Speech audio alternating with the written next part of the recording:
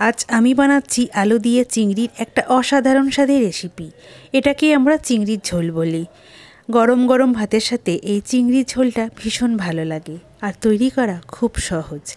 তবে কিভাবে করলে এই চিংড়ির ঝোলের স্বাদটা ভালো হয় সেটাই আজকের আপনাদের সঙ্গে শেয়ার করব। আমি এখানে 6 পিস গলদা চিংড়ি নিয়েছি। চিংড়িগুলোকে আগে থেকে খুব ভালো করে পরিষ্কার করে ধুয়ে রেখেছিলাম। এরপর এর মধ্যে প্রয়োজন মতো লবণ, অল্প একটু হলুদ গুঁড়ো আর অল্প একটু লঙ্কা গুঁড়ো দিয়ে ভালো করে মাখিয়ে নেব। আপনারা ছোট চিংড়ি দিয়েও এই রান্নাটা করতে পারেন, তাতে কোনো অসুবিধা হবে না। এরপর একটা পেস্ট বানিয়ে নেব। তার জন্য 1 চামচ হলুদ সর্ষে বা সাদা সর্ষে নিয়েছি, 1 চামচ কালো সর্ষে, 10-12টার মতো কাজু বাদাম, 3টে কাঁচা লঙ্কা, অল্প একটু লবণ আর অল্প একটু জল দিয়ে ভালো করে পেস্ট বানিয়ে নেব। পেস্টটা এখানে রেডি হয়ে গেছে।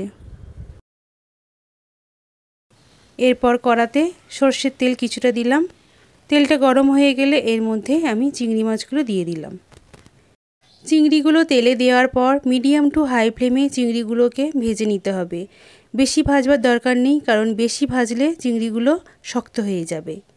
অল্প একটু নাড়াচাড়া করে নিলেই চিংড়িগুলো ভাজা হয়ে যাবে। চিংড়িগুলো এখানে ভাজা হয়ে গেছে। এরপর তুলে একটা পাত্রে রেখে দেব। এরপর ওই তেলের মধ্যে 2টো মিডিয়াম সাইজের চৌকো করে কাটা আলুগুলো দিয়ে দিলাম। এখানে আলুগুলোকে খুব ভালো করে ভেজে নিতে হবে। মিডিয়াম ফ্লেমে 3-4 মিনিট ভেজে নিলেই হবে। আলুগুলো এখানে ভাজা হয়ে গেছে। এরপর তুলে একটা পাত্রে রেখে দেব। এরপর ওই তেলের মধ্যে 1/2 চামচ গোটা জিরে দিলাম। 2টো মিডিয়াম সাইজের একদম মিহি করে কুচনো পেঁয়াজ দিলাম। এরপর পেঁয়াজটাকে খুব ভালো করে ভেজে নিতে হবে। পেঁয়াজ ভাজতে ভাজতে যখন দেখবেন যে পেঁয়াজের মধ্যে হালকা বাদামি কালার এসছে, তখন জানবেন যে পেঁয়াজটা মোটামুটি ভাজা হয়ে গেছে। এই সময় এর মধ্যে আমি 1.5 চামচের মতো আদা রসুন বাটা দিয়ে দিলাম। এরপর আদা রসুনটা খুব ভালো করে ভেজে নেব, যাতে আদা রসুনের কাঁচা গন্ধটা না থাকে। আদা রসুন ভাজা হয়ে গেলে এর মধ্যে 2টো মিডিয়াম সাইজের কুচনো টমেটো দিলাম। এরপর এর মধ্যে 1 চামচের মতো হলুদ দিলাম, 1 চামচ কাশ্মীরি লঙ্কার গুঁড়ো দিলাম আর 1/2 চামচ জিরে গুঁড়ো দিলাম। প্রয়োজন মতো লবণ দিলাম। এখানে একটু বুঝে শুনে লবণ দেবেন, কারণ পেস্টে অল্প একটু লবণ দিয়ে পেস্ট করা আছে। এরপর খুব ভালো করে কষিয়ে নেব। কষানোর সময় আমি এখানে কোনো জল ব্যবহার করিনি, কারণ টমেটো থেকে যে জলটা বেরিয়েছে তাতেই ভালো করে কষানো হয়ে যাবে। এখানে খুব ভালো করে কষানো হয়ে গেছে, টমেটোটাও গলে গেছে। এরপর আগে থেকে ভেজে রাখা আলুগুলো এর মধ্যে দিয়ে খুব ভালো করে মিশিয়ে নেব। 2 মিনিটের মতো একটু নাড়াচাড়া করে নেব। তারপর আগে থেকে তৈরি করা পেস্টটা দিয়ে দিলাম আর অল্প একটু জল ভালো করে ধুয়ে দিয়ে দিলাম।